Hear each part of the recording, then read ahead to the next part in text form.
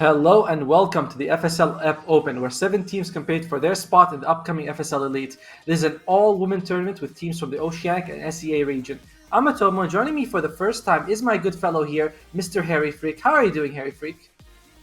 I'm doing quite well. It's early morning. You wake up early, you wake up fresh, and you're ready for some interesting games. I hope so too, because I'm looking forward to it. Before we go into today's matches, let's have a look at which 3 teams already qualified to the Elite.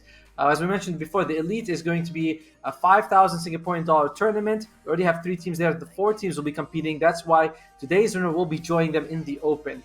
We, as you can see, Red Horse, Roar, and OO compete. I believe all of them won a certain FSL Opens, kind of like a DPC tour, where we have a tournament at the end. You get points. So these 3 teams all won one FSL Elite. One FSL tour, and then they made it there. And this weekend we're going to be having 2 days of Dota 2 action. It's going to be a best of 1 double elimination tournament with a best of 3 grand finals at the end. And Harry Freak, some people love best of 1, some people hate them. Where do you fall on the topic? When I used to play Dota, I used to really hate them. Nowadays it is fun. It is fun seeing people struggle. It is fun seeing how people actually deal in stressful situations. I'm not sure, if all of the players in the tournament are super committed. You told to me that there are some really high MMR girls here that just crush it. There are ones that just play for fun, Yes. that just change their rosters. So I'm not sure how much pressure it is going to be for all of them, but it's definitely going to make things fun. And having double elimination always takes a little bit of stress away. Yeah, but like you said, we prefer it when it's stressful. We prefer it when it's hard and difficult. We want to see the teams, be like, oh my god, we're gonna lose, and we're all out of the tournament. But yeah, the some of the teams here we are seeing, like we talked about Red Horse. That team has rank 100 players on it in Southeast Asia, which is very impressive. And some of the teams a little bit more entering it for fun because it is an open tournament that you can just join for a weekend, see how far you go with it, which is pretty nice. I love that we have a platform for women gamers. I feel like that we don't have enough of these tournaments, so this is a great initiative. And we want to also make sure we thank our sponsors, both Intel and Yahoo, for making this happen. It's great to see. So Eric, what? Yeah. Please continue. Go on. No, it's you, please. The guest continues. Okay. Yeah, it's definitely nice to see that. I'm not sure if I would be super stoked on mixed teams. I'm not sure how well they would be in communicating and stuff like that. It can be an issue when you have full female teams. I think they can actually work pretty well together, and it's always fun to see the scene kind of being elevated at least a little bit. So this is my I have watched some tournaments, some games as well of the FSL as well. You casted them, and it was definitely fun to watch, and that is what we're here for. In the end, it's all just entertainment for the viewers. Yeah, I mean, but I do like what you said, that we should be. It's great to have more infrastructure, because some of the reasons why, like, it would be great. It's like opening up a whole new region. You want to make sure you give them all the support they could get, because they deserve it. They should have that so they can be elevated. So I also enjoy it very much. How I feel about the meta right now, though, too, seems a little bit all over the place. Is there any heroes that you enjoy seeing? Any heroes you don't enjoy seeing? I know Zeus is one of your favorites. You say you need more Zeus in every game, right? Yeah, more Zeus, more Dawnbreaker, and more Marcy, please. That is what we want to see, right? All those 3 heroes, because very rarely they're picked up, and they make the game so much interesting. Zeus and the Dawnbreaker, they don't do insane amounts of damage. Though I'm just gonna stop right now. I'm not liking that there are so many overpowered heroes in the meta. It does make the first pick somewhat viable when you have some of these overpowered heroes, but I still think that the patch needs some tweaking before it can actually be used for big lands. So I'm hoping there's a tweak before the major, but there's no indication that is coming. Yeah, I don't think that. It seems unlikely, because right after the ESL close qualifier, I think within like 3 or 4 days, or straight away going to the Arlington Major, I imagine that there's any tweak to be after the major. So we'll find out at that point. But yeah, I think both teams should have access to Zeus, Dawnbreaker, and Marcy. Just seems fair, right? Like, doesn't seem fair that one team gets it and the other team doesn't. It seems fair that both of them get it. Then the other 2 picks will just be random ones. Razor's also been a hero that has been. I don't know how I feel about Razor because sometimes I see the hero just get crushed, and sometimes you see get the BKB refresher Agnems and looks so good. How do you feel about Razor? Do you have any feelings towards him, or is it like, it's just another hero? I don't think he's that powerful. I think the reason, he was powerful in the last land that was played, OG is there. OG is really good with the Razor. People would rather play the Razor themselves, even if they're not perfect at the hero, rather than give it to OG. And when you're at a tournament and you have a team like that, the meta starts revolving around it because you start playing heroes that are good around the Razor, they're good with the Razor, good against the Razor. Yeah. It kind of develops a meta of its own, and you get lost in it. People think that pro players, even the ones at the top, have everything figured out, but the thing is, when the meta slightly changes, you can be kind of baffled about how weak or how strong some heroes just become because some other heroes start being picked up. So I think that was the main reason for the Razor craze. I don't think the hero is that powerful. You don't see him much in pubs, especially not in Europe, and it's not like you pick it and there's absolutely no response to the hero. There's multiple ways to deal with it. Well, with that analysis, I think we have the draft ready. We can go in at any moment. And just want to make sure people know that both of these teams are pretty evenly skilled. They're both at the immortal level here. So I expect, I really hope that we get like one of those slugfest 40-minute games. And we'll see when we go into the draft what we're working with here. I believe that we already have a couple of bans. And well, it looks like your favorite hero, Marcy's banned. And a hero that we didn't talk about, which is the Bristleback. This guy can definitely run the game by himself. It's kind of crazy what you can see with the Bristleback. And look, Nyx Assassin being banned kind of indicates a Dawnbreaker. First pick for Meh. Radiant team pick. Yeah, might be the case. The Pudge is getting banned on the other side, so you could go for the Dawn.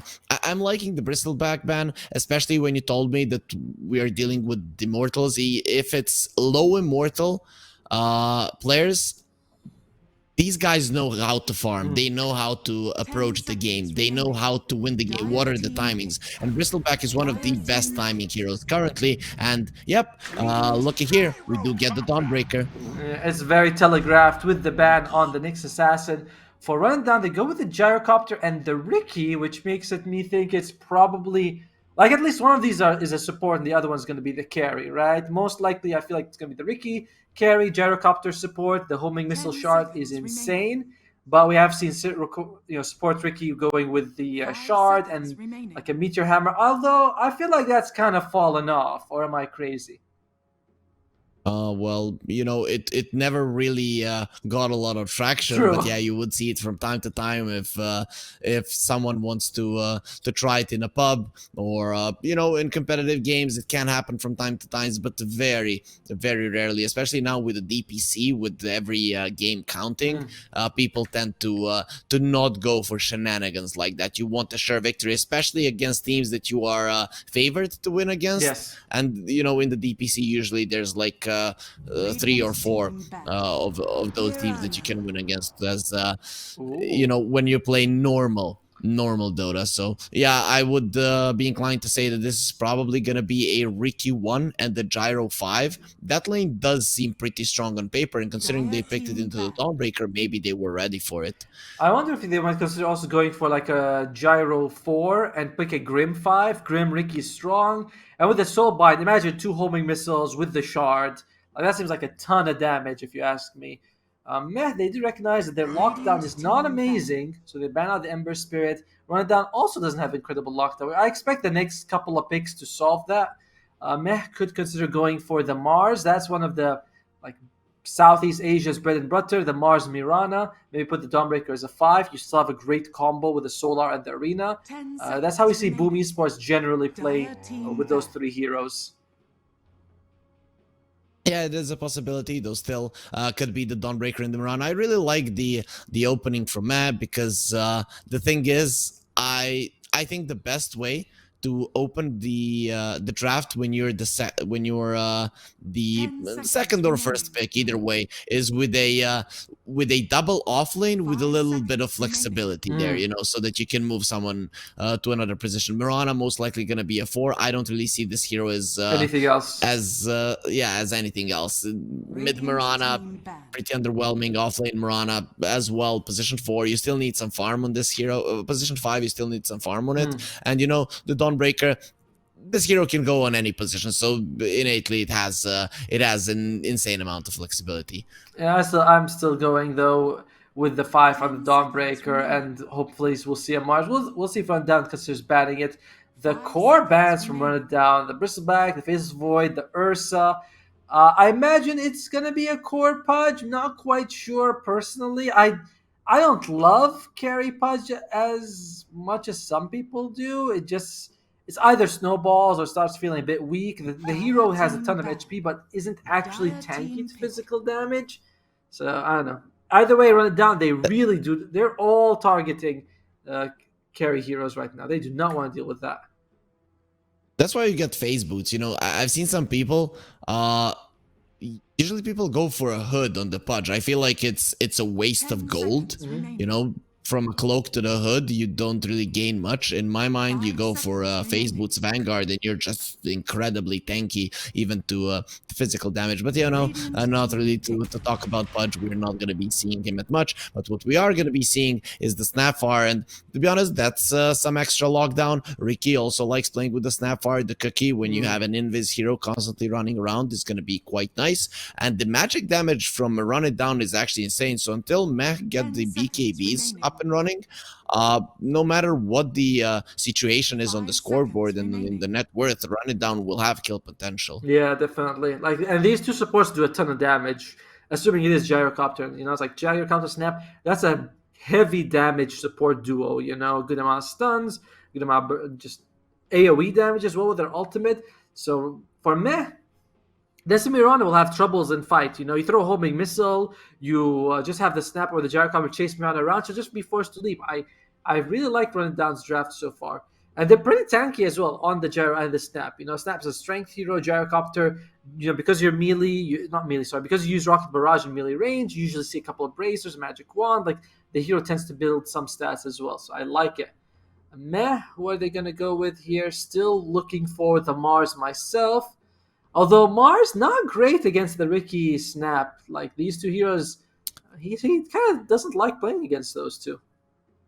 If there is a hero that the Mars hates, it's the Ricky. For sure. Your arena is useless. You are in the lane. It's very hard to hit the spear. Ricky jumps on you. The second you turn around on him, he uses the tricks of the trade, so it's very hard for you to do anything. That usually deals a lot of damage to you before you can even use the spear if you decide to save it. And yep, there is not going to be an offlane pickup. There's going to be an ogre in the TA, and I have to say I'm loving this approach with them, because if you look at Run It Down heroes, Gyro and the Snapfire, Ricky sure, but Gyro and the Snapfire don't have a lot of armor, so the TA will eat through them. You know, you talked about their tankiness, but the TA will crush them. And now you have a setup in the safe lane for a Mirana arrow, so once Mirana gets an urn, he can rotate to the safe lane as well. Sandkin comes out great for removing refractions from Templar Assassin, and that's one thing we do. You mentioned, like, oh yeah, TA can burst with them. She definitely could, but Run It Down has 3 people who just eat refraction charges. You know, Rocket Barrage, Snapfire with both her ultimate as well as Little Shredder, and Sandkin's got multiple spells that do these tick damage. I'm not sure, I think Rocket Barrage does remove refraction charge. I believe you have to do something like more than 5 damage to remove a refraction charge. There's like a damage. It does. Yeah, so it does. So it will be fine. Like, you could just shred through her refraction charges with 3 of these heroes. For Meh, they probably either need a carry or a mid, depending on where the TA goes. Run It Down, they need a mid for sure, unless they have something crazy. Also, this might be odd, but Meh tend to play the Mirana off lane. So we might see an Ogre 5, Dawnbreaker 4, and Mirana 3. We both don't like that, right? I'd rather see the Dawnbreaker 3 than a Mirana 3. I love it. I mean, you know, it's not common. I don't think it is super strong, but I do like it. You know, rushing an Aghanim Scepter can be viable. The Yes. problem I see with the core Mirana is a lack 10 in the seconds attack remaining. damage, so you can struggle in terms of CS, especially against a hero like Ariki. This hero does have solid amounts of damage, and he has a really Dire good team animation. pick. So if it is a core Mirana, he might actually struggle there. Choose your And ooh, the last pick. Oh, some really fast picks. Right, instantly coming out here. We'll wait and see who they go with here. And all right, I am excited to find out exactly. This is going to be the support Ricky, by the way. Nada is one of their support players, so she is going to go for the Ricky. It's going and that's going to be a core gyrocopter instead. All right, a Snapfire is going to be playing the 4 here. Carry gyrocopter, mid tiny. How do we feel about this? Which draft do you favor right now? I'd say that Meh has a better, well-rounded draft. I already talked about it. You said that they were immortal players. All of them I'm are, gonna yeah. assume on the on a bit of the lower end. Maybe they're in the higher one, but you would be like impressing me, like, oh, this, she is. I really, I'm just constantly stopping myself from saying this guy I because know what you you mean, know, yes. just the first time it does happen, but. The thing is, again, look at the lineup. You have a TA, so the timing is very easy to hit. It is probably a hero that she has played multiple games with and knows every single timing nicely. Then you have some pickoff. You have a magical damage dealer in the mid. It's a well-rounded lineup. The other one is a little bit cheesy. Probably needs a bit more, thought how you're gonna move, what you're gonna do. How are you gonna push the towers? That's an issue as well. But you know, cheese can work out. Still, if it just comes out from my end and how I feel, I'd rather play the Radiant lineup. Interesting, because the off lane Mirana is kind of where I can draw the line a little bit, and I do think that Run It Down has easier stuns to land. You know, you get the Tiny as well as the Sand King. Gyrocopter homing missiles easy. Snapfire Cookie is pretty good. Like, I feel like the lockdown from Run It Down is pretty good. Where you look at the other one, it's only really the Ogre Magi who can stun people down. Starbreaker is telegraphed. Aether Remnant is dodgeable. Arrow's dodgeable as well. So I kind of like the Run Down draft, but this is nice. You know, we each have our favorites. We'll find out who's right and wrong by the end of the game. As always, I'll be right. I'm sure, because if my team loses, I'll just switch and say no. I was with Meh the whole time. I was with Meh the whole time. That I'm completely okay with that. Given the time to play by playcaster, you're the one that should be acting smart. Yes, thank you. You know, so it's okay. I'm gonna get the praises for my beautiful casting of Dota here, and we might actually see a fight right off the bat. But you're coming up the high ground. Arrow with an misses. arrow that is not gonna connect. And it's a lot of damage still being done by the Celestial Going Hammer. for the Still Ogre? against Blessing. The Ogre is just dead right off the bat, but the Melt Strike, that's a lot of damage. Now they're going for synergy. It's looking like he is gonna, or she's gonna be losing her Stun life 2 here. seconds. No, for now, the live Celestial Hammer but gets shot there. So no way of survival. In the end, it's gonna be a 2-for-2. With no one really coming out super far ahead. Who got the first blood, though? Was it... the Snapfire got it. So I think so. At least the Okay. Dire gets a little bit of advantage in that. But at the same time, you also get a kill for the TA, and that's not a hero that you want to give kills to. You know, the carry TA, you want her to be slowed down, but nope, she gets a kill. So that, yeah, this is what we talked about, right? The stuns are so much easier to land and run it down. We saw that in that fight. The arrow misses, which really hurt Mech because they needed that arrow to land. And they took... I get it. I kind of hope that the arrow was gonna connect, you know. Picking a Mirana, it's probably a comfort hero. Yes. So I was hoping that was gonna land. They were just walking up the hill. So I think that was a slight mistake that cost me at least the first blood. Oh, and by the way, it is going to be left on the Dawnbreaker is going to be the core, so it looks like Kang is not. Usually this person plays it is a core role, which is, I mean, kind of crazy now that we look at it, but yeah, it's going to be the Dawnbreaker off lane. So I was wrong, guys. Everyone, please report me. We're fine. Our analyst is doing well, but yeah, Ricky position 5. This This hero is very tanky when it comes to looking at the arrow. He wants to be landing that one, but no need because you know the Dawnbreaker just does so much damage, and with the slaps there, they're gonna be finishing off the Riki as well. I was talking about how the hero is tanky, a lot of regen, a lot of armor, but against the Dawnbreaker, it means absolutely nothing. So this cheesy safe lane that they picked into the Dawnbreaker, right off the bat, it is not working out well. Yeah, I don't know how I feel about this Ricky support in general. Like we talked about, you and I agree with you completely. It's very cheesy. I think that it's something that a weaker team picks when they feel like they really need to get something out of the bag. It's not something like a strong team or a team that feels like they're gonna win. They're like, oh yeah, let's try the cheese, guys. Let's try our Crystal Maiden mid. Like that's not what you want to. You never want to bring that out when you're gonna win a game because it's too risky. So I do think that maybe Run Down feels like, this is the only way we can beat this. We can beat Meh.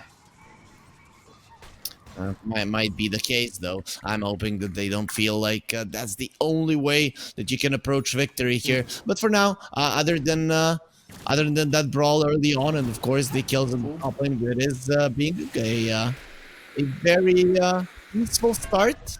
I would say, you know, not a lot of brawling, not a lot of fighting. Everyone is just kind of farming, and then, of course, when the Dawnbreaker decides someone is going to die, there's not much you can do to stop the hero. Yeah, in the meantime, the CS is relatively nothing crazy so far. Top lane is basically the same. The bottom lane is also kind of even, like just very even CS across the board. And I'm trying to think if I favor any team with that. I feel like if I had to pick one, I think I favor the Radiant a little bit more. I do think their lineup skills just a tiny bit better, you know. Bottom lane though, this Sandy's taking a lot of hurt. Sandy is taking damage top lane. Mirana is taking damage, but now the Dawnbreaker turns around in the top lane, and Nada is looking like she is gonna die. Oh, let's get herself away. But the Mirana now getting an arrow into the backside. Let's see if it's gonna be enough damage. Not for now, but one more hit. No, he needs two more, and it is gonna be there. Kang, no chance of survival. Now we go immediately towards the bottom lane where the action has stopped. The Sand King has survived. And Fallen X, though, I wouldn't want to be in the skin of the grandma right now because the damage coming out from the TA and the Ogre is going to be insane. Is it going to be enough for a kill? Well, not for now. That's what we talked about, right? Snapfire starts off with like 4 armor. She's got 780 HP. She is pretty tanky in the early levels, and we can see that, you know, keeping her alive right now. And YS taking a bit of damage. YS taking a lot of damage, actually. He turns around, Fallen X, getting low as well, and the Ogre, well, you know, this guy, or is that a Jakiro? I actually don't know. It's an Ogre! Yeah. But YS dies in the end. He walks back into the sandstorm, didn't take the long route back, so it does make sense that you will get punished for that. A bit of a mistake is gonna end up in a kill, and a big thing for sure, because Sand King having a good lane on this hero, you're gonna get a very early blink dagger, and then it's gonna be all hell loose. Lane, arrow connects with the Starbreaker. That's an easy grab. Ricky, well, nothing you can do. No way to stop the Starbreaker. No way to take the arrow. That was a really nice jump coming out from the Mirana.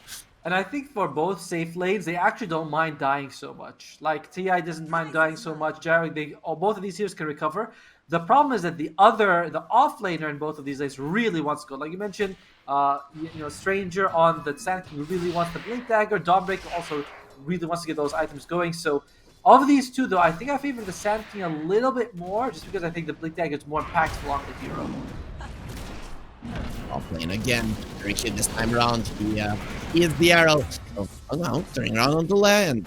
The Dawnbreaker will finally fall. So you're gonna be seeing the damage output of the gyro finally come into play.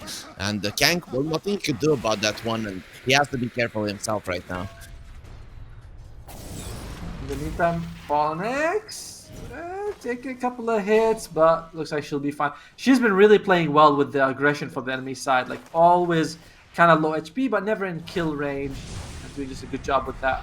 5-5 right now, and again, I do think that Meh will be pretty okay with this. Coming out like in the even game, I still think Meh has a slightly better draft. Not a better draft, but like they'll be happy with that. Rundown kind of needs the advantage to go forth. Although their team fight is also very, very impressive. We'll have to see what they do with their Blink Dagger timings, Right? I think, as well, you know? Sand King, Tiny, those are the heroes that are gonna be making plays around the map. I'd say the first ones. Obviously, Mac can make plays just out of the levels, but the Void Spirit is gonna be needed sometime. Okay, she's in a lot of trouble, you know? This is the kind of situation that you very rarely come out alive, and Michael Stranger, nice stun. Fallen X will survive. They needed one more hit, but very nicely baited by the Sand King. Just waiting. Meanwhile, Ricky dies on the top lane, but it's not going to be in vain. And Kang, she wants to fight. She wants to fight the Gyro. I don't know if this is a smart move because Gyro with 3 points in the Rocket Barrage can crush the small Mirana. Cat Lady versus the guy in a helicopter in a pretty modern one. Just kidding. That's a really old one, and it will fall down from the skies. Beautifully done by Kang, and already on a killing spree on this Mirana. So definitely a comfort pick, and for now paying off. Yeah, that was a little bit greedy here by a gyrocopter, and it did not pay off. Mid lane has been very quiet, by the way, and very even. 47-5 to 46-3, so just even lane. I do think this favors the Tiny a little bit. Tiny doesn't. He wants the game to be a little bit calm until he gets the Blink Dagger. Once she gets the Blink Dagger, she can do whatever she wants. Whereas Void Spirit can rotate very early in the game. What, do you agree with that, or do you think that no, it's not quite the same way? Yeah, I think that pretty much sums it up. The Void Spirit, though, he needs a bit more levels. I usually see as the second and the third power rune as where the Void Spirit wants to rotate. So we're probably going to be seeing Mirana kind of homing around the mid lane and trying to get now those very important runes for the Void Spirit. Yeah, and I don't think that the Tiny will also be a target for them. Just a little bit too tanky. Void Spirit has a haste druid, so I do expect him to rotate before the 10-minute mark. It only lasts for 2 minutes in the bottle, so you might want to get like 9:30. You just want to use it, go somewhere, maybe collect another rune at the same time. Time will tell, but overall the CS for the Radiant side, particularly the TA, is starting to pull ahead. Definitely as TA one of the fastest farmers in the game, if not the fastest when it comes to you not having any farming items. We can see she already went into the jungle. Arrow? It's gonna leave the ogre. Arrow. Oh, it's a perfect one. And GNA, she's here. She wants to go for the gyro. Last of the wild. Well, there's not going to be any more of the wilds because the last of them is dead. Yeah. And a nice astral step now with a TP from the Tiny. Can he do something instead of just being slapped there by the Starbreaker? He turns around. He might have the avalanche in a few seconds. The arrow this time around. It is going to hit again because he is just on point. Knows her way around the bow. But now with the Celestial Hammer to get one more kill and the ogre comes over. It's a full 5-man fight. Actually, it's not because the carries are missing. And now, okay, they stopped the TP. The Sand King really didn't want to be a part of that fight with a good reason. So everyone went there apart from the Sand King and the TA. So the bottom lane cores are gonna be a little bit more pacifistic in this game for now. Is that a word, pacifistic? Is it like, is it passive, the word? Is that what you mean? I don't know, a pacifist is someone who doesn't want to fight, who doesn't want war. But pacifistic is a, well, in the meantime, doesn't matter. Looks like the Dawnbreaker takes some damage, but who's killing who? As Q on the Tiny, she just, I mean, she's tanky, but she's just so much damage coming out from these support duo right now. As well as Dawnbreaker, nada. Oh, she's down. Yeah, that was pretty close to surviving. You know, Ricky, again, the hero does have a lot of armor, so it did make sense. And yeah, we are artists here, Automo, so we can make up words, and I'm pretty sure that pacifistic is a word. So I'm gonna stay with that. You kind of caught me off guard there. I think you're just messing with me. I don't think pacifistic. I mean, I know that pacifist is a word. I don't think pacifistic is a word. That's all right. Well, you know what? We'll ask the very handsome gentleman at Twitch chat if it's a word. How's that sound? We'll let them decide. Yeah, sure, for sure.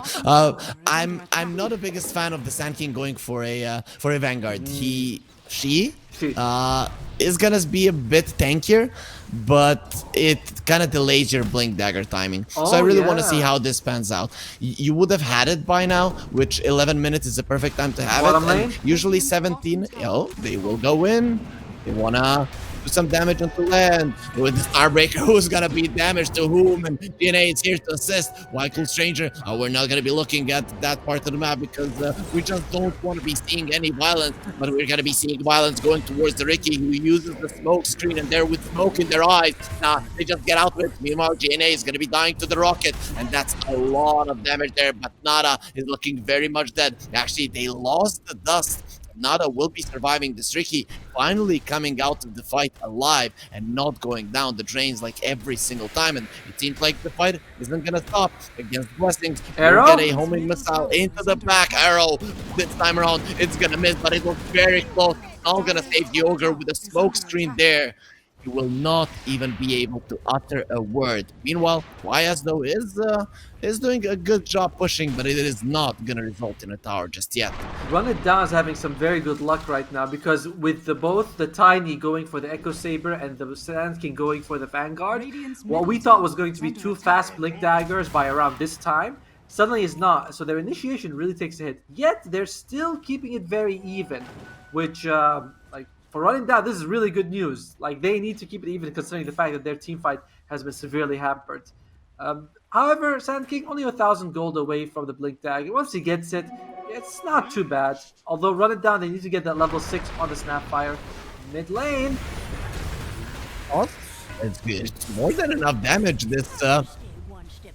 This Ricky is starting to become a problem. As soon as she got the smoke screen, Ricky started really paying off. Now walking into the triangle there. The really want to invade right now. Mortimer's kisses some smooches into the Ogre. The cute little guy in a suit will die. Or the cute little guys in the suit will die. And the arrow connects only onto the cobbled foreman while Wild towards the top lane. The smoke was used. The supports are gonna be assisting. They want the TA. That's the reason they went to the triangle either way. YS is in trouble, but he's gonna stay in the Solar Guardian protected by the Starbreaker. Now, actually, there's the Ricky. There's the stun. It's still not gonna be enough. A beautiful stun, a double one, and now the epicenter, the ground will shake, and you will lose it beneath your feet. YS turns around to fight because there is no chance of her surviving. Just wants to do enough damage, and GNA comes to clean it all up. Just a very, very aggressive turnaround coming out from Meh allows the Void Spirit to clean up, and this hero is going to be an issue with the amount of levels and gold that she just got. They still got 2 kills from Run Down, so it's not a complete waste. By the way, look at the Gyro's item build. She is going to go for the Veil of Discord, no points in her flat can. So this is a very different style of the Gyrocopter. Not farming, focusing just on fighting. It looks like the real carry is going to be the Tiny Q. She's like, yeah, she's got the Echo Saber. She's going for the Blink Dagger. Might even stop for a shard before that. She's just farming. She's not invested in fighting for the team right now. Just focusing on just getting as fast as she can. Yep, that's actually quite cool. A quite cool approach to the game. It shows to me that they have a plan. Yeah. They have a plan of how they want to play Dota. Maybe at some point the Ricky is going to be transitioning into a little bit more of a core. But for now, he's just a scout, and they are scouting the Dawnbreaker. Look at that luscious hair, but they can pull it out. Makes a mistake there, gets stunned up by the creep, and that might actually cost her life. Actually scratch the might because so many heroes are there, and actually no chance of rival. Now we're gonna be seeing that Veil of Discord in action against Blessing. Gets absolutely destroyed by the magical damage of the Gyrocopter. The rest of the team comes over just to get some experience away from their carry, but she did need no help because that Ogre, he had no chance of survival whatsoever. Dude, Gyrocopter did 1,150 magic damage in like 3 seconds. That is insane. But yeah, that's what the Gyrocopter can do for you. Usually we see this hero as a support because of the magic damage, but top lane though, Q, well, looks like they know. I think she walked just near a trap, but Q is just gonna walk out, be fine. In the meantime, who's ganking who? Because the Red Dart coming from behind. We got no chance to analyze anything in this game. Agent Blessing. Yeah, definitely not, because they just want to fight. And we already saw this once. Poor Ogre not gonna live for a very long time. They get the stun on by Nanda. That's a big hero, but the stun, there's gonna be the Avalanche. They're still gonna be facing no chance of a turnaround here from Man. They're absolutely point. Every single one of their heroes that was even remotely close to a fight will take a big chunk of damage. 3 of them will die, while Lei is getting herself away into the trees. But that's just a coward move from her, looking as her teammates are dying and not being able to do anything about it. That just has to put that just, it can never feel good. It's called tactical retreat, my friend. You know, sometimes you have to tactically go back when the team gets team wiped. And I believe at this point we are 80% chance to win for Run It Down 7-7, which is kind of huge. They do have the late game Tiny, who's getting there with her items. She has the Blink Dagger as well, so she can actually join fights. We'll see if they want to go for this. Looks like all the Dire are here. Oh, bad cookie. Will be there now. The tactical retreat. We're gonna see it working out because she is there. Favorite teammate. Now this one onto the tanking. They want her dead as well. Wyco Stranger is looking very much dead. But let's see if she can get herself out. Just 3 seconds before the Blink Dagger. The smoke screen is there. And there is the Blink. Avatar's combo gonna be doing a ton of damage. Can they kill Q? It doesn't seem likely because the Tiny is way too tanky, but the damage is kicking in. It's kicking in. The arrow connects into the backlines onto the Sand King, and he's under a trap. The 3 of them will get slowed down. Kill Q. Can they finish her off? Yes, they get a beautiful start from the Sand King, and now Nada. Enough to kill Nada. But this Vicky doesn't do enough damage. They finally bring down the Dawnbreaker, but the 2 big cores are still alive. YS doesn't have the guts to continue chasing. She understands the dangers of dying right now. It would be a disaster for her and her team. The stun comes onto the Voice Spirit. The Gyro is back again because why not? You can come back to GNA. Almost dies. And he misses. Actually, she misses the Assimilate. That's why the Sand King doesn't take enough damage, survives, and YS will be the lone survivor from Mech. Such a big bloodbath game here, and the homing missed out. So going forward, it means that this time around, the fighting will finally stop. And there is a shard on the Gyrocopter, so that's all just so much magic damage coming out. And I think if you run it down, you might be considering really controlling the map right now, because Gyrocopter, this magic build, it doesn't scale with any more damage. You know, you might get a Kaya, that would be nice, but it's basically the shard and the veil, and that's most of your damage. Once the enemy gets BKBs, that means that your damage also becomes very limited. Templar Assassin not going for BKB though, she's going for the death, so I don't know if I love this pick. I do think a BKB will help so much in this game. Meanwhile, Dawnbreaker, she is going to go for BKB, but still needs some time to get it. And of course, the Void Spirit, not the best BKB builder in the game. I mean, sorry, not an early BKB definitely builder. not. Definitely not. But I'd say that Dire side, they're doing a good job. They are. That's my team. They are stopping the TA from farming. Whenever the TA is not attacking creeps, you're happy, because if you're just farming on both sides, the TA will definitely get ahead just because of the innate ability of the hero to farm fast. So that's why Run It Down are constantly running it down. Yeah, and they see the Ogre. They know exactly where Ogre is because she just dewarded. Are they going to go for more here? Who can they find? There's no. You just need to see them now. You see them, the Aspen step there from GNA, getting herself out, leaves the Ether Remnant, but it's not gonna catch anyone. And the Ogre, poor guy, he will die. You know, that's 2 heads down, but in the end, it's only a position 5 with the 2,000 net worth hero going down. So Run It Down aren't gonna be too happy about it. Their ability to take Roche, not the greatest. So for now, it seems like they are gonna stray away from it and jump in. They are going in on Nada, trying to get him, but they get the arrow onto the Gyrocopter. Still, the stun onto the Voice Spirit. He is just dead, surrounded by so many heroes. No, he does survive. Nice Astral Step to the side. GNA trying to get herself out, and with the Assimilate will be successful at doing so. They need the Dawnbreaker to fight, but has the buyback. No Solar Guardian just yet. We'll have that in some time. No, she used it. The hero. She used the Solar Guardian at the beginning of that fight. She used it. Yeah, so that very unfortunate for her because not able to save anyone. And I think one of the problems for Meh is that their hero stats are kind of low. You know, like Mirana, not the tankiest hero. Void Spirit as well. Actually, he's pretty tanky in this game, but TA is not. So their heroes aren't able to sort of withstand the punishment coming out from Run It Down. Whereas you look at the other side, you got Snapfire, you got Sand King, you got Tiny, and even this Gyrocopter's got 1900 HP with a hood. So a lot of the damage that Meh's dealing out just it's not really how to bring Run It Down's heroes. GNA. It is. Blast of the Wild. Oh, they get the stun there, and they have the stuns. trying to get out. GNA, for now, she's gonna be alive, but not for long, they say. Now looking towards the Mirana, the princess is looking very dead as well, turns herself into a pig, but sure, we're gonna eat that one. Not really thinking about the consequences of it. Nada gets the kill as well. That's 2 kills again into the hands of Run It Down. And meh, are just starting to struggle so much to keep doing anything on the map. You want to farm, and you're not being allowed to do so. The BKBs will help, you know, like if they could get a BKB on TA, BKB on Dawnbreaker, they can stand. Like, I don't think that there's a big, like, man with the physical damage should be able to bring some people down, at least in the fight, turn it around. But it's just that they can't actually withstand any of the damage long enough to kill people. With BKB, that'll help. Bomb lane, Dawnbreaker, just be a little bit careful here. And check out the map, by the way. All tier 1s taken by Run Down. Meh only taking the top tier 1. That's about it. Mid and bottom still That tier, fairly healthy. that tier 2 falling as well is gonna be an issue because Run It Down, they're continuing to constantly look for fights, and not having your outposts ready as an access point to a potential fight is gonna make it even harder for Matt to do anything. You want at least the mid lane tower down so that you can secure the Roche, but it's just not possible for them. They're weak at this point, and this TA, she needs a BKB. There's no doubt about it. If we see a blink onto YS, I think they're not gonna have much chance to fight to Run It Down in this game whatsoever. We've seen that maybe the Dawnbreaker's BKB, like maybe that'll be enough for her to attack. She's gonna have BKB in the next fight.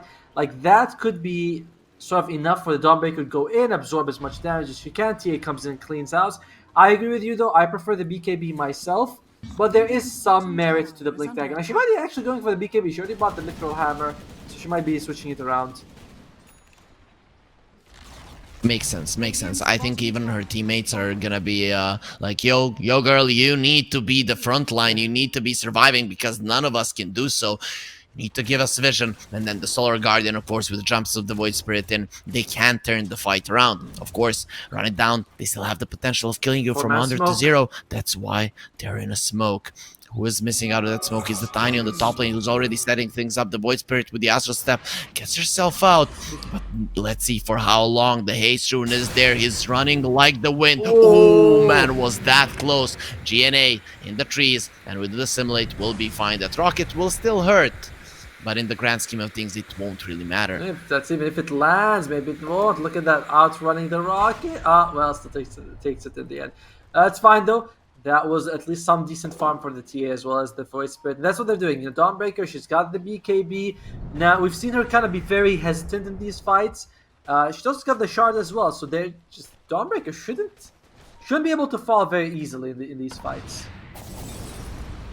We'll see if Run Down... Right clicks from the... Surprise Run Down aren't going for the Roshan. Oh, this gyrocopter. Arrow lands. Arrow. They're thinking about it. You have to jump into the smoke screen. You still don't have that BKB on the TA, so you're unsure if you can do anything there. The miss chance is always gonna be an issue for you.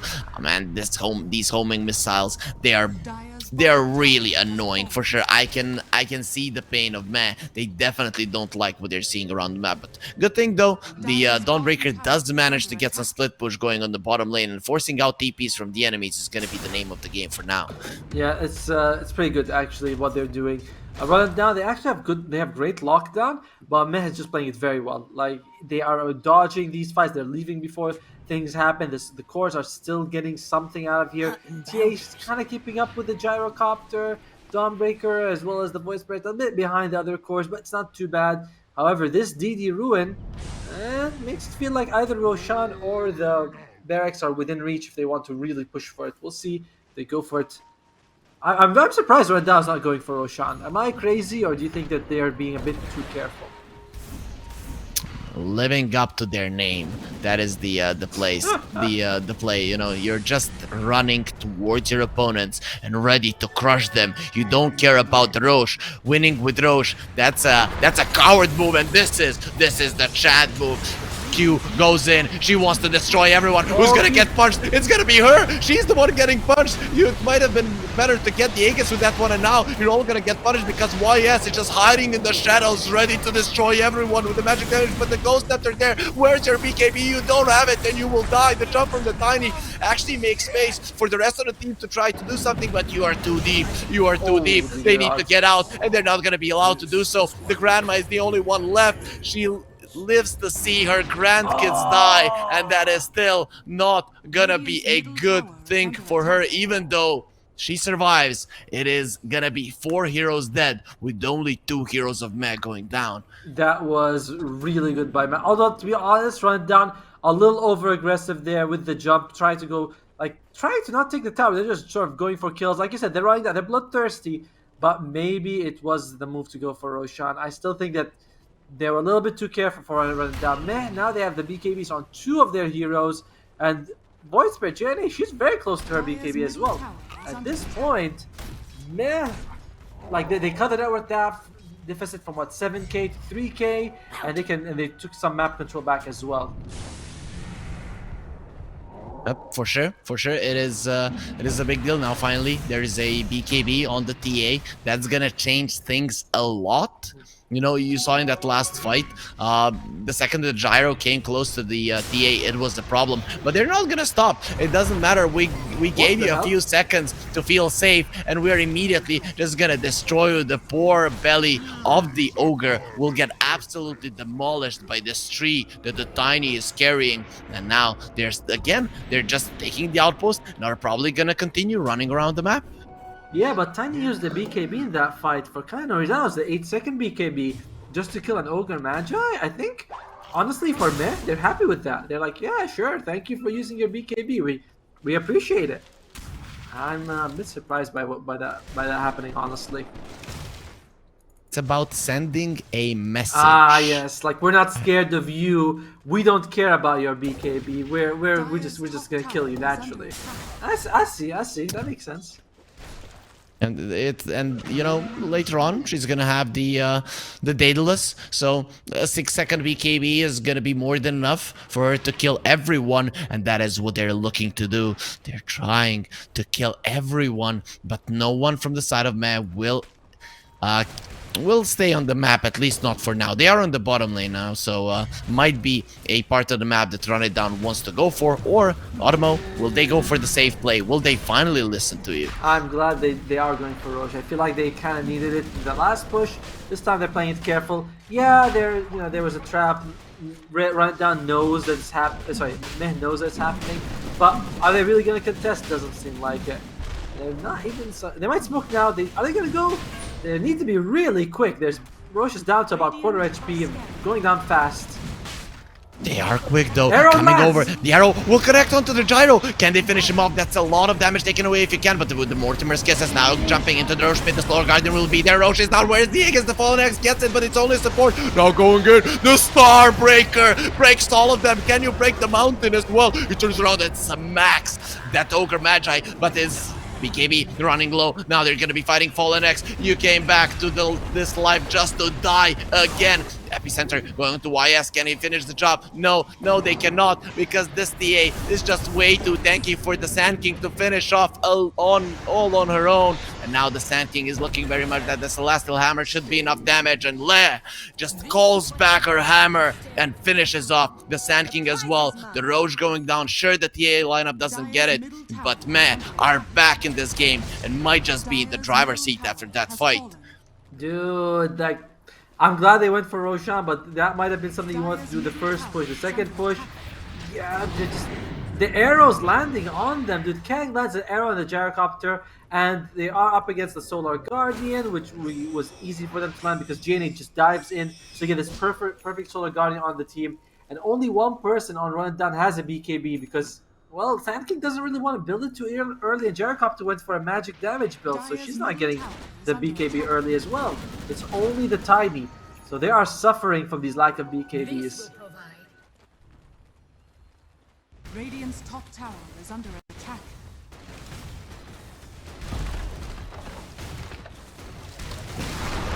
I'm watching it from the Wii Mix, and on the Wii Mix, I'm seeing Q just smack down the tower. There is nothing they could do to stop her. And, you know, even without the Aegis, they're coming over. They want this tower dead. The Bloodlust is there, but even the Bloodlust tower, okay, now it's going to be doing a lot of damage with the Glyph there as well. Q needs to be very careful. He doesn't have that much armor. If the TA commits, it's going to be a problem. GNA has that BKB, but it's going to be expiring soon.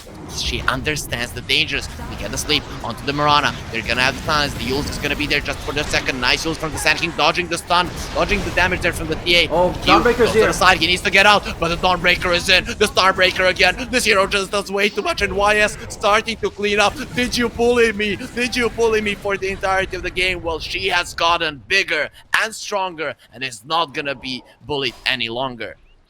Yeah, now it's very hard for Dante to actually take fights. We can see like Tiny is sort of their only, I don't want to say core, but he's sort of the only one who can really go in and do this big physical damage. Gyrocopter's magic build is not turning out the way they wanted to, and Sand Kings also just fell down early in that fight. And I mean the Riki support we talked about from the start, saying we don't like it. It's gonna be a bit hard for Run Down, but they do have good team fight. Like if they can get a good jump by Sand King, Mortimer's Kisses, call down, they have a lot they can work with. Q. Dead. Oh. Dead. That's 75 seconds. Yep, 75 without buyback. She's not gonna be doing much around the map. Not a lot of crushing, not a lot of jumping in. Being caught there off guard right next to your base. And know so many high ground pushes from Run It Down, but only one from Meh is gonna do the trick. The tier 3 is already down, or is it? They defend it for now. Yeah, in the end, it does fall to the Illusions. Out of the two teams, I do think Run It Down has the better high ground defense with the Sand King. Just so you can Sandstorm stand there. You can see. Oh, Jay! What the hell was that? That was a pre-click, very nicely done, but she still does have a BKB with the Simulate going in onto the Snapfire. Snapfire will get 4th tapped out, so the Fallen X is looking like she will survive. Le with the Starbreaker going for the Gyro. That's your carry, you have to protect him, but they are way too deep. They are gonna be aware of that and will get themselves out for now. They finish off the Raxes. It seems like these smoke clouds from the Riki are just being way too annoying. Then the Sleeping Dart is there. Now coming in. Nice stun. A double one onto 2 of the cores. Can they finish off YS? No, she uses the BKB, turns around and fights the Void Spirit, survives as well. Goes for the Astral Step to the side. Can the Riki finish the job? No. The answer is going to be no. Everyone is just dying. Where is their Tiny to assist with the stars dropping down on the Snapfire and ending her life? It's going to be a full 5-man wipe with the Tiny coming back to life just now, but nothing that she can do to change the outcome of these fights. Well, she can still get rid of these creeps, but it looks like this Rax. Can she actually defend his Q? Trying to force them back, but no, she just can't. You have to give them away. You have no one on your team to help you. But at least it's just going to be the mid Rax. They're not going to be able to go for more because they have the 2 tier 2s up. And that jump on the TA, so close to bringing her down. It's like a little bit of that damage that they needed. Maybe they needed the homing missile to be used a little bit preemptively and to connect, but you never know. You thought that was an opening. You see it as a Sand King. You have to go for it. So nice attempt coming out from her, but in the end, it's not going to be enough. Now with the 10k gold lead, the CA is finally in a position that she wants to be in. The second Roche, once it comes, it is going to be an issue for Run It Down for sure. And we went from an 86% win rate for Run It Down to 86% win rate for Meh. So it's still not over. This is a big lead though. 10,000 Run Down. They do smoke. Their team fight is still very impressive if they can get it going. Problem is you're up against a Dawnbreaker who has 2 forms of Magic Immunity and TA as well, and even the Void Spirit has a BKB. So all 3 cores. Can just be magically dodge all your damage. You're gonna have to kill the supports and then sort of hope the BKBs run out in time. Ogre Magi, I think this position 5 Riki is gonna have to do work. Right? It's tough, you know. You have to sleep a lot of people. You have to run around the fight. I'm actually surprised she didn't go for a Meteor Hammer. I think it would have been much more impactful than the Yasha. It's kind of like they're feeling they lack physical damage, I guess. Because I agree with you. They're like, I prefer the Meteor Hammer on the Riki, but I mean, as a support Riki, but at the same time, you have like Gyrocopter magic damage and Sand King magic damage, and BKB is already countering all their lineup, so they need some physical. I'm guessing they're looking at the position 5 Riki and they're like, hey, listen, Can you build physical damage? Because we really need it. If someone wants to ruin your analyst career, just clip that. I like Meteor Hammer more on the Ricky than the Yasha, you know. So Yes. and just cut it there and be like, okay, what the hell is this guy talking about? But yeah, in this game in particular, I would have loved to see it. The Ricky pushing out the waves that way, also having the Meteor Hammer definitely would have made their high ground sieges much easier. Though they had a different plan. Their plan was, we are gonna jump into the backlines, into enemy tier 4s, just show, assert dominance. But meh, they were having none of it. They defended the high ground pretty convincingly. Now they are the ones in the lead. We'll see what the side of Run It Down can do to change this one for now. Right. But they don't have their map control any longer. Oh, Sand King. Oh no, they go He's there. forward. Fallen X is dead. But now they know where the Sand King is as well. If you want to continue chasing, you most definitely can against the Blessings. Trying to find the Sand King will not be successful at doing so. You call Strangers pretty brave. Despite having she had a Blink Dagger and a Burst Strike, but she didn't use it to sort of go in the trees more. She's like, nah, they're not gonna find me. I'm confident. The meantime, Dawnbreaker's level 25, has a double tap. And oh, Last of the Wilds. Oh dear.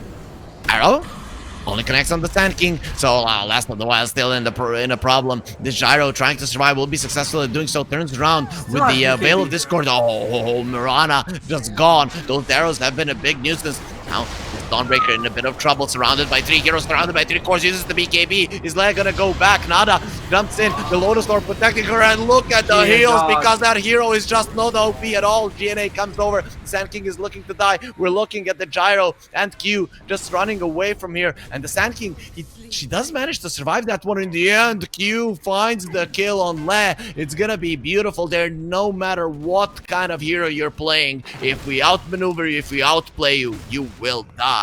Massive kill, like absolutely massive. They were able to get the Dawnbreaker at the end. That's 90 seconds without, sorry, 80 seconds now without Dawnbreaker. She does have buyback and she does have the ultimate, so she can just show up if she needs to. Q feels like Aged against Blessings is nearby. She's like, my spider sense tells me she's here, but didn't chase long enough. No Roshan for another minute, and unfortunately by then all of Meh will be up. So Run It Down. That was mostly just stemming the bleeding. It doesn't seem like it's gonna lead to like any objective, any Roche, any buildings. Still, it's better than what was happening before. Yeah, for sure. At least the lead isn't increasing for Meh. So Run It Down. They've been able to stop that, but it is still not looking so great. Meh are probably gonna be targeting the second Roche, and we are already seeing lines being drawn there. By the way, check out what Sand King's building. She's going for the Radiance on the Sand King, so huge amount of AoE damage. There are no MKBs coming out from Meh's side. I believe that Dawnbreaker, when she's magic imbued, Starbreaker and BK, she won't care about the Radiance, but still, it's an interesting way of reducing damage. Even the Snapfire going for the Wraith Pact. So the name of the game for Run It Down is we want to reduce their damage as much as possible. I like it, but we'll see how that works out. Especially when the TA is attacking you, you have the more evasion on you. It used to be 17% on the Radiance, now it's 10% on the burn, but you have some evasion for yourself. So the Sand King is gonna be able to stand deep and actually survive the damage from the TA. The damage from the Dawnbreaker, well, not so much, but I don't really see a hero in this game that is gonna be happy while being destroyed by the Starbreaker. Another thing is also at level 25, Sand King gets the Sandstorm Blind, 35%. You put that with the evasion. The Sand King's got a Blast Rig as well. So assuming there are no BKBs or the BKBs get timed out, the Sand King is kind of immortal against physical damage, basically. Yeah, if you get Here to we go. level 25, getting some time. You going in, BKB early usage, Kang. Moonlight Shadow will be there. The Goddess Salamene will protect them. The arrow coming through, it is gonna connect. A perfect one yet again. Oh, the YS just destroys them. Q, where's your BKB? Oh, you just used it. They do get the E-Blade there onto Q. It's looking like she might be able to get herself away. No, the Lotus Orb returns the stun, but Stranger already has the BKB herself. Last of the Wilds gets bashed. That Starbreaker will be doing a ton of damage. Another bash coming over the Blast Rig onto White Cool Stranger is going to help him survive. The arrow again flying through. It's not going to be connecting, but the Princess Mirana really wants the skill. Yules there will be onto the Gyro with the Ether Element connecting. That's a dead Gyrocopter. The Riki bought back, but how much can she actually do? Now trying to find Roshan. something, wants to sleep someone. Roche is there. It's gonna be a great target, but GNA still chasing for Stranger. She wants that Sand King dead. She knows the dangers of a potential stun and taking away their Aegis, but at least they zone her away, and that is gonna be a free Roche with 4 kills on top for the side of Matt. And then Shard as well. Who are they going to give it to? Generally, I would say that. Well, it looks like it's just going to be the TA. Greedy carries as usual. Everything is for them. I wouldn't have mind seeing the Ogre Magi with the Shard. The Aghanim, the Fire Shield is just so good in basically every game, really. But yeah, they do give it to the TA. You get the silence on the trap, which is pretty nice, as well as more traps. You know, if you're the TA, you're thinking my refractions are superior to your crappy spell. That's you know? true. So just That's true. get the hell away from me and just allow me to silence the enemies. We don't want to let them speak. If anyone tries to open their mouths next to a trap, they're just gonna be biting their tongue. It's like, shut your trap, right? You know? Yeah, literally, that is what's gonna happen. Nada though, the smoke screens have been an issue before, but now with the Blink Dagger, YS is gonna be going for that tower. The damage being done is nice, but look at Matt, they are disciplined compared to Run It Down, who have been playing a really solid game. They still weren't disciplined when it came to the high ground, and that caused them, man, are not gonna make the same mistake. Yeah, this is really the two difference between the teams. Because honestly, oh well, are they gonna go for backs? No, Run It Down. I think they played really well at the beginning. They have a very unorthodox stuff. Oh, JNN, what the hell? Jumped into the stun, and now might actually go down as the BKB BKB though. It wasn't even close. They didn't do enough damage. If the Avalanche had connected though, that might have been a kill, but in the grand scheme of things, not gonna happen. So, you know, what if we're gonna play that game some other time? This might give Run It Down a chance if they go for the Void Spirit. They're like, all right, Void Spirit guys. The BKB is down. Doesn't have a ton of armor with that Shiva stun. It could be an opportunity for them here. And look at those refraction charges just melting when you are up against the Sand King Sandstorm. That's always gonna happen. You get sand in your mouth, in your eyes. The refraction charges, they're not gonna be doing much. They're thinking about what they should do. They still have one outer tower to take on the bottom lane. Might be the approach coming out from Meb, because they have been disciplined thus far, and it seems like these girls, they're not gonna be changing their tactic. If what I'm thinking about a lot is whether the Sand King is going to go for the Radiance first, or if she's going to save for buyback, because she's very close to the Radiance, but you cannot have that and the buyback. The buyback's kind of cost her like 1,500 gold. There's no way you can get both in time. I mean, at least it doesn't seem like you'll have both in time. I would think that maybe you want to go for Radiance, try to burst someone down, but it's like you could use buyback, throw your life away, force the BKB, come back, use a big epicenter. It'll be very exciting to see what the Sand King can do this game. All eyes really on the Sand King right now. I think, considering that Run It Down showed a lot of, you know, courage running into the enemy base. Sorry, okay. Sand King was teleporting. Sorry, that's Sand King. Tanya was teleporting right as the arrow came. You know, dodged by the skin of her teeth. You were saying, sorry. No worries. Arrow did almost connect there, but yeah, you know, I saw no cowardice, no fear in the eyes of Run It Down. So, you know who saves for buybacks? Cowards. So, for sure, I think if the career can get, yeah, of course, she's going for it. See, I told you. By the way, Run It Down doing a very nice job of just pushing out the lanes. They're sending their invisible people forward, the Tiny as well as the Sand King, and this getting those lanes pushed out, getting some gold at it. And no, Stranger!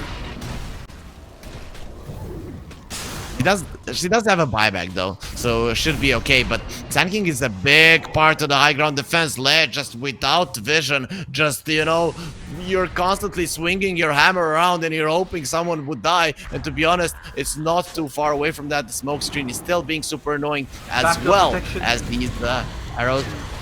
Protection is there. Where are your creeps? The arrow does not connect. Jumping in from GNA, the Power Guardian will be there coming in to assist their team. The The Sand King is still coming over, but the Mirana almost dead. The princess will survive. Protecting your princess, protecting your royalty is very important, because without them, why would you even fight? Nice Lotus Orb removing the sleep immediately. Nada, where's your smoke screen? Oh, that's not a good position for the smoke screen. It's gonna allow them to go for their axes. They still weren't able to take those to Avalanche. It's gonna be amazing, but they still have the Aegis. Even if you kill her once, she will be back. White Cool Changer very low, but the Yule Scepter will be surviving. Q taking so much damage. The Starbreaker is destroying everyone, but she is still alive. Turns around to fight those. There's no running away from this one, but in the end still dies. Now the sleep onto the TA. The Glimmer Cave will keep her alive for now.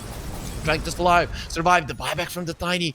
She wants to fight. She wants to go in, but their axe is still intact. Even with a 20k goal lead, the base of Run It Down will not fall. And that's actually a pretty big win for Run It Down, because they took down the Aegis from the TA. She's down to about like 20 seconds when she fell, but they still managed to go in. Sand King will have the Radiance in the next fight, which gives them a big opening, and very close to that level 25. 25 Sand King is a big deal, because there's no MKB on the Radiant side. They do have gold for it if they want to go for it on the TA. And check out Dawnbreaker. She's sitting at 7,000 gold, like just in her pocket. For that's what she's got. Just so much gold though, all around the map. Ogre in trouble. Kang in trouble as well. They need to get themselves out of there, and it seems like all three of the heads will remain on their respective bodies, which means Run It Down. They were fast to go into the enemy triangle, but Meh are not gonna get caught off guard while their Void Spirit is dead. And the Sand King still wants to get that talisman. I'm surprised she's not selling like the Quelling Blade just to get it, but yeah, she'll have it right now. Sand, fire. Seems like a very uncomfortable place to be once she gets that Radiance with the Sandstorm. Meanwhile, we haven't talked a lot about Q on the Tiny. She's been doing work this game. She's got the Silver Edge, the Echo Saber. She's got the Moonshot as well. Looks like she wants to build the Swift Blink just so you get that insane amount of attack speed when you jump in. And she's really been keeping them alive in terms of with her physical damage. There's the Radiance. Been waiting for this the whole game. The Radiance comes out. The Sand King is also level 24, so the talent that you were looking forward to seeing, we're actually in territory where it will be there soon. But this TA is still looking like the strongest hero of the map. The Tiny, I'm not sure about the Moonshard build. You went for the Echo Saber, then into the Moonshard. Yeah. I would have preferred an AC. Same. He is dying too much to the physical damage. Wraith back coming out from the Snapfire. So this damage mitigation strategy from Run It Down is going to be all up. You know, you're going to have the Wraith back, the Radiance, the Blast Rig, possibly the Sandstorm Town. Like, there's a lot of damage mitigation they've been working towards, and it'll all come forward it will all come online in the next fight. 30 seconds for us to find out how long Roche is going to respawn. There's a smoke coming out from Meh, but they're not really going to find everyone. Everyone's on the other side of the map. Meantime, Gyrocopter's got the Shiva's Guard, so that's nice. Slowing, providing attack speed slow for all the enemies. That's going to be very helpful for them. So you casted the FSL before. Yes. Do we sometimes get some mean girl vibes? Oh, you're so good at Dota, and then they crush you and something like that. But we're gonna have to hold that thought, because Meh is coming over into the enemy triangle with a Moonlight Shadow. Ricky is there to break it. Okay, actually, she is the one that gets completely broken by the TA. YS is godlike, and the rest of Run It Down, they have to get themselves away. They found the Grandma. They found the one that needs to lead all them with the stun, with the Solar Guardian coming over. White Cool Stranger goes for the Yules, will be surviving there. The arrow will not connect. Needs to use the BKB. The bash. There is no bash coming out from Le. Did she has an Abyssal Blade. Surprised she didn't. Maybe it was on cooldown or something. I didn't see, but all right.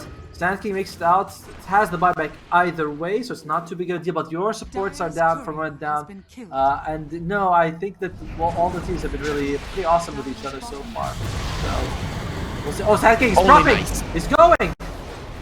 Oh, he jumps into the Ether Remnant and just dies. That's such a big mistake coming out from her. Doesn't have a buyback if she wants to come back. But look at this TA, just destroying everyone. The backdoor protection is there. Creeps, though, are going to be there in no time. They say to their heroes, we're coming to help you. And YS looks at them and thinks, I need no help from no creeps. Q goes in. The avalanche is Look going at to the be there. damage, Ether bro. not going to connect because of the BKB, but nothing she can do because she's still dying. The trap will be Sand King, there. bye-bye. Oh, West Chest, my bad, but who the hell What the? cares? Just force her in. She is strong enough to fight anyone right now. And there, we could see let get her hammer back. She is worthy. Let's see if they can go forward more. Blast of the Wild in a bit of trouble. She gets stunned up before using the E-Blade. You need to use that one on yourself to survive, but not going to be happening. 2 buybacks already. The Sand King can come back into the fight. And finally, she decides to do so. She was like, you girls got it. I can rest a little bit. But no, they can't do it. They need the Sand King there in the fight. The homing missile does not connect and GNA is out. They've taken the second lane of Rax and will play it safe, pinging out the Roche with Gaben, giving them the DD as well. That was interesting communication coming out from her. I thought that the Sand King would sort of buy back much earlier to help Q. Q kind of maybe thought the same because she went in. Sand King, like you said, the big mistake was jumping into the 8th round. It loses her life very early. And one of the things I would have liked about the Salt Cuirass was you saw just now when the Tiny and the TA fought, Tia was just chunking her, you know, just every hit was like taking out 20% of her HP.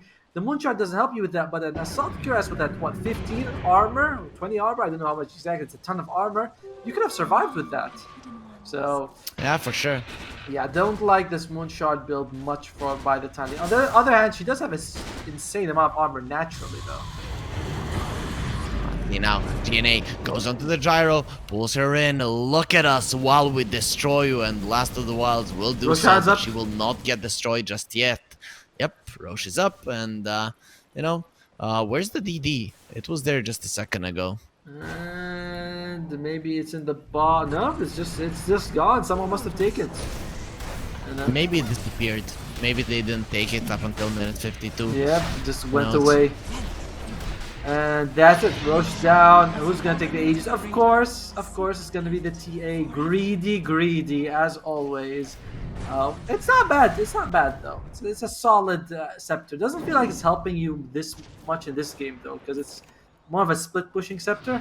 I would have given it, of course, to the Ogre Magi, or even the Mirana's pretty good as well.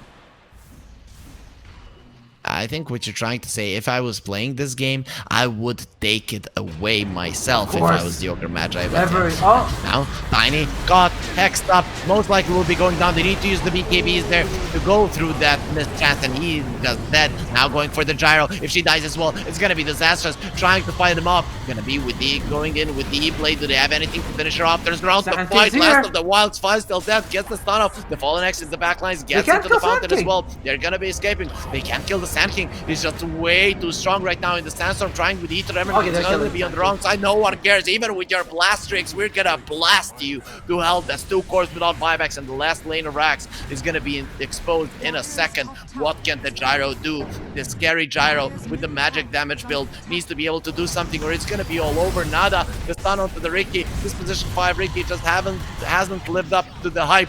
They're going for the Last of the Wilds. Last of the Wilds has the blade to protect herself, but all of her teammates are gone. Now the grandma is back, but there's nothing she can do apart from shoot, but no one cares about your small gun. You're gonna be needing something bigger to fight against us, and Matt will get the victory in this game, going forward and run it down, dropping to the lower bracket. Yep, congratulations to Matt making it like that. I mean, that was not a meh performance, that was a really good performance. They're gonna go up against JYJ Warriors in the next game, and unfortunately for Run It Down, they got run down themselves.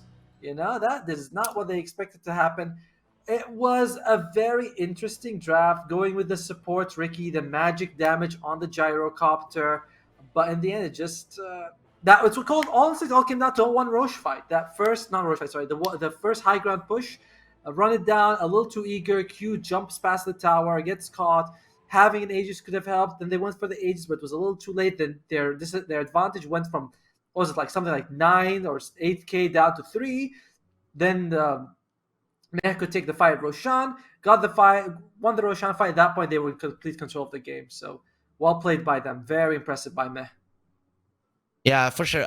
Though I have to say, this is the reason I'm not the biggest fan of Best of Ones. You know, they don't represent the real strength. In my mind, Run It Down played this game better. They just went a little bit too aggressive for my taste when going up the hill. Well, the good thing is that we're not done with them. Like, we are going to the lower bracket after this. We're going to see Rundown versus For the Gang. So we are going to continue the story. I hope that. Is it weird that you root for a team? You kind of don't want to. We're non-biased people, naturally. We have no bias here. But after a good performance by Rundown, I want to see them go a little bit further in the tournament. Not just one game, like 2 losses and that's it, they're out. There is no such thing as a non-biased caster. You are, if you really try to hear, you're gonna hear it there, and of course you're gonna be biased. You predict it, run it down. So it only makes sense that once they start losing, you start crying and think like, how can I, as an analyst, be wrong and my play-by-play caster be right? But it happens. Yeah, it does. It does happen. I mean, it's fine, but it was really good by Meh. I mean, the way they held the high ground was very impressive. It just looked like everything was going to go against them, and they still managed to pull out the victory. That's the first game of the tournament of the stream so far. We have 3 more coming up for you guys. We're going to take a bit of a longer break, about like 15 minutes, before we're going to come back with the next game. I'm Atomo. Join me as Harry Freak. We'll be back with you guys with the lower bracket, and we'll see you guys in just a little bit.